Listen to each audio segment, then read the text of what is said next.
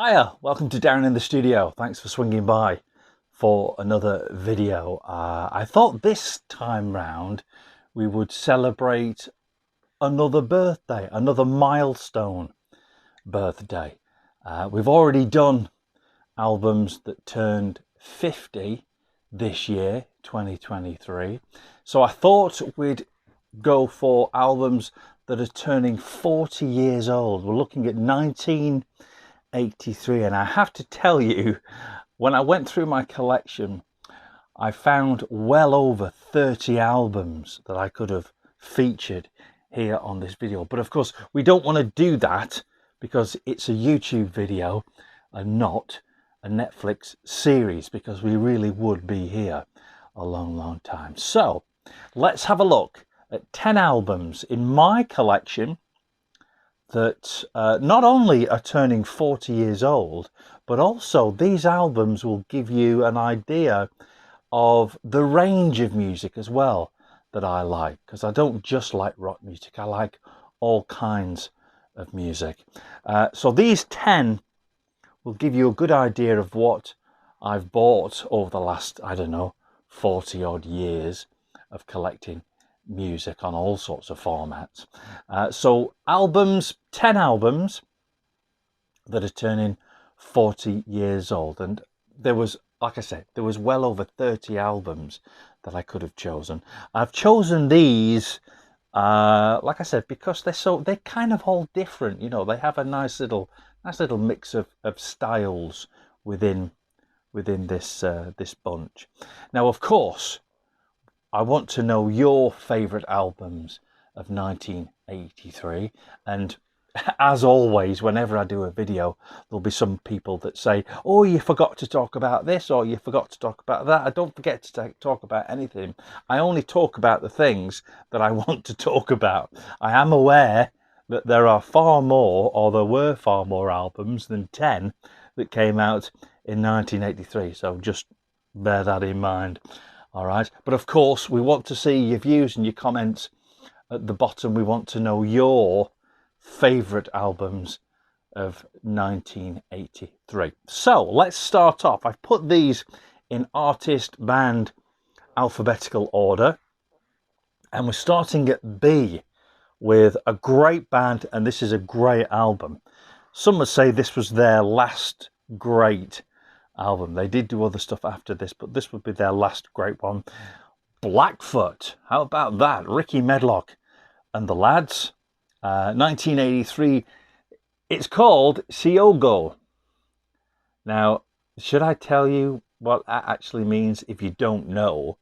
This is like a roadie kind of thing. Siogo means suck it or get out, which, you know, handing out lollipops, I don't know, backstage, something like that. Blackfoot and Siogo, I think that's how you pronounce it. I'm sure someone will correct me if I'm wrong. 1983, Send Me an Angel, Crossfire, Hearts Grown Cold, Teenage Idol, Going in Circles, Run for Cover, White Man's Land, superb. Of course, sadly, Jackson Spires over here, the drummer of Blackfoot, sadly no longer with us. And also this is Ken Hensley, who was very famous for being part of Uriah Heep on keyboards, and sadly Ken has passed away recently as well. So the first of 10, celebrating 1983. Happy birthday to Siogo from Blackfoot. Next up, we're going to one of my favourite singer-songwriters, and someone who a lot of people sort of think that in the 80s this guy stopped making records, but of course he didn't. He never ever stopped making records. People think that he sort of recorded Ring of Fire and then only started making records again when he started doing the American albums. But of course I'm talking about the legendary Johnny Cash. This is his 1983 album, which is called Johnny 99. Now, Johnny 99, and I think there's a couple of 3 songs on here by Bruce Springsteen.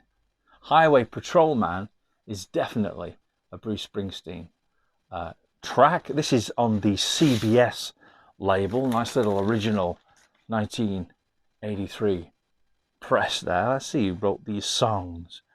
I'm sure Highwayman is a Bruce Springsteen song. Yes, it is. Johnny 99, I was right. That's also a Bruce Springsteen track.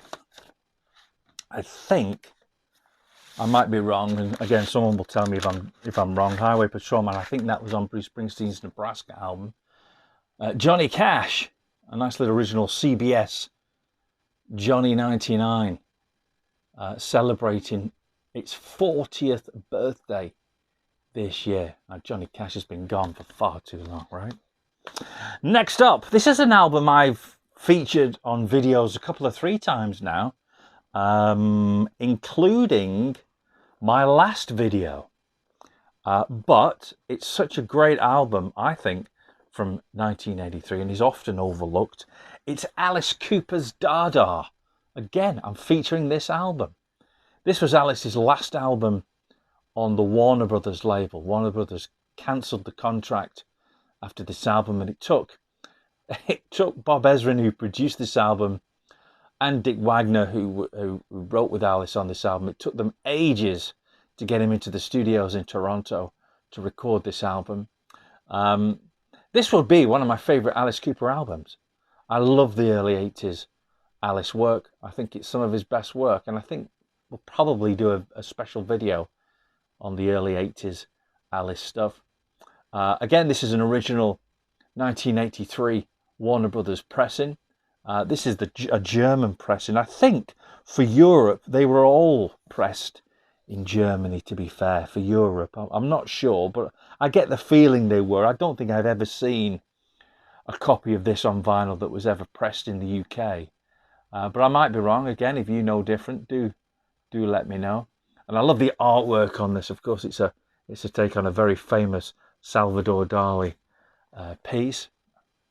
Alice Cooper's 1983 Dada, celebrating 40 years this year. Next up, here's an album which consists of material that didn't come out in 1983. This was the very first compilation that this band put out, but it's a legendary collection. It's a legendary album. And this is an original press with the 3D cover on the original Illegal Records label. This is the Cramps, Off the Bone. This is a nice little French press. 1983 this came out. Like I said, this consisted of, I think, EP music and stuff like that, some singles. This is the original 3D. I don't know if you've got any 3D glasses. You might want to sort of, I don't know, pause the video and have a look. I don't think I've got the glasses anymore. I do apologise. I don't think I have the glasses anymore, but it did come with a pair of 3D glasses. This is the original label, the Illegal label. Of course, the Cramps were forced to, or were banned, if you like, from recording for a long time. And then they sort of came back with a date with Elvis and stuff like that. But this is their 1983 compilation album, Off the Bone. And of course, this has got Goo Goo Muck on it, Drug Train, Human Flies, one of my favourites, their version of Surfing Bird. Just brilliant. Of course, Goo Goo Muck was recently made famous again, if you like, by the Wednesday Addams Netflix series. The Cramps, Off the Bone. Of course, sadly, Lux is no longer with us. Next up, a band whose album in 1983, the tour for this album in 1983 was the very first time I ever saw these guys, and I've seen them a million times since. Another album I think that I've featured on videos before, we're talking Kiss. Of course, their 1983 release, Lick It Up, the one and only album to admit to featuring Vinnie Vincent, of course. And of course, Vinnie was part of the previous album, Creatures of the Night, but he was uncredited as being part of the band at that time. First album, of course, of Kisses to feature them without any makeup. And of course, it was the first tour, the Lick It Up tour, without any makeup and things like that. Went to see them at the Bingley Hall in Stafford, I think around October time, 1983, on this particular tour. I love this album, great album. Exciter, Not for the Innocent is a great track. Lick It Up, title track, of course. Young and Wasted, Gimme More. All Hell's Breaking Loose, another big hit for him. Million to One, Fits Like a Glove, Dance All Over Your Face. And On the Eighth Day, produced by Paul Stanley, Gene Simmons, and Michael James Jackson. Celebrating its 40th birthday, Kiss with Lick It Up. Okay, next up, there wasn't a Queen album in 1983. Of course, the band had kind of imploded a little bit, and Freddie was a year or two later would go on to do his own solo album, but Queen, members of Queen, were doing their own thing as well.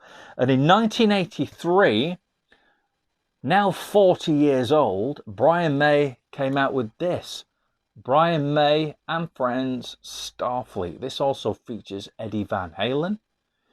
This is just, I'm not sure whether it's out yet at this recording, but this is due for a deluxe reissue. But this is an original 1983 press of Brian May's Starfleet. I picked this up not that long ago, to be fair, because it's quite rare, quite a rare release, this one.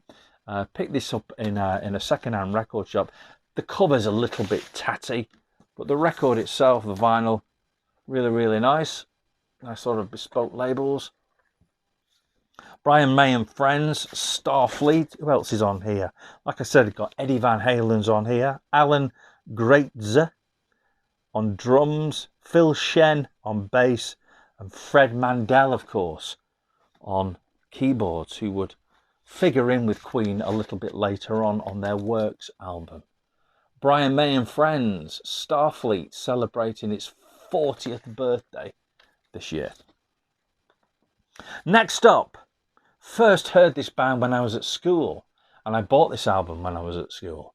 I saw them on The Whistle Test and absolutely loved them and picked this up. This is their first album. They had an EP called Chronic Town that came out a year, or I don't know, about a year or so before this came out. This is REM's first album, Murmur, on the IRS label. This is also an original 1983 press.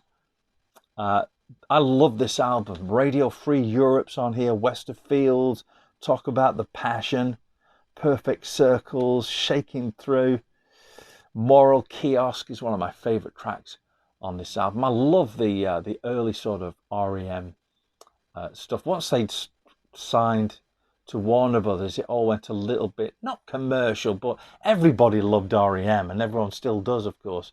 But when this came out, they were kind of still like a bit of a underground band. On the IRS label, celebrating 40 years this year, REM's first long player, Murmur. Next up, the only CD that I have for you in this collection. Most of these albums that I've shown you, I do have the CD versions as well, but I thought I'd show you the vinyl versions that I have. I don't have this next one on vinyl, but it's a great album from 1983, Thin Lizzy, Thunder and Lightning. This has got some of my favourite Thin Lizzy tracks on it. Thunder and Lightning, of course. The Sun Goes Down is one of my favourite tracks. Not just on this album, but of any album. Also, Cold Sweat's on here as well. Thin Lizzy, celebrating 40 years. This album, Thunder and Lightning. Next up, here's an album. Next time you're in a second-hand record shop or even a charity shop, the chances are you will find this album. And probably there's two good reasons for it. Number one, this particular gentleman sold about a bazillion copies of this album because it's a fabulous album, and he had a load of hits from it as well. But also, I don't know, it's not aged very well, but you stick it on now, it's still a great record. And like I say, you'll find this album in charity shops, secondhand record shops, going for a song. You really will. This is Paul Young's No Parley. I think that's how you pronounce it. A lot of big hits on this. On the CBS, this is an original 1983 pressing. I've also got the CD version of this. Now, the CD version of this album, I think they spoiled it, because the CD version includes a lot of the 12-inch mixes of the singles, and they're just too overproduced. They're just too, how can I put it? They're just too messed about with, for want of a better term. They should have just left it as it is. So that's why I always revert to the vinyl version of this album. And I don't think the vinyl mix ever came out on CD. If you know different, then please do let me know about it. A lot of hits on it. Come Back and Stay. Love Will Tear Us Apart. Of course, the old Joy Division cover. Most of the tracks on here are actually cover versions. Wherever I Lay My Hat. Love of the Common People. Great track. Iron Out the Rough Spots. A Broken Man. Beautiful record, that one. Paul Young, No Parley, 1983, celebrating its 40th anniversary. Next time you see this in a record shop, and it's going for about £1 or anywhere, pick it up, because you won't be disappointed. Good album. Last but not least, in our celebration of 1983, an album. And because these are in alphabetical order, you might have guessed who this particular next album is by and what it is. This next album was one of the biggest, not only the biggest selling, one of the biggest selling albums of 1983. It's probably one of the biggest selling albums of the 80s, and certainly one of the biggest selling albums of all time. And it never ever fails to produce. Again, the band had loads of hits off this album. We're talking about that little old band from Texas, of course, the guys with the beards. It's ZZ Top, Eliminator, 1983. This is, I can't remember what this is out on. Is it one? Yeah, Warner Brothers. What can you say about this that hasn't already been said? Apart from, it's a classic album. The hits on here are ridiculous. Give Me All Your Lovin', Got Me Under Pressure, Sharp Dressed Man, Legs, TV Dinners, ZZ Top's Eliminator, celebrating 40 years this year. Like I said, this is an original Warner's Press. Nice little insert with the car as well. I think this was the first album, of course, that featured the car, and even still today, I mean, Billy Gibbons' latest album, Hardware, his solo album, has a depiction of the car on the front. A nice little Warner's label. ZZ Top, Eliminator, 1983, Warner Brothers, one of the best-selling albums of all time, and it celebrates its 40th anniversary this year. That's it. That's my 10 albums from 1983. Like I said, do let me know what your favourite albums are from 1983. And also, if you haven't already and you like what you see on the video, don't forget to subscribe to the channel and thumbs up and all that kind of stuff. Give us a thumbs up because it really helps the channel along. And we'll see you again for another video. And look after yourselves, look after each other, and we'll see you really soon. Ta-da.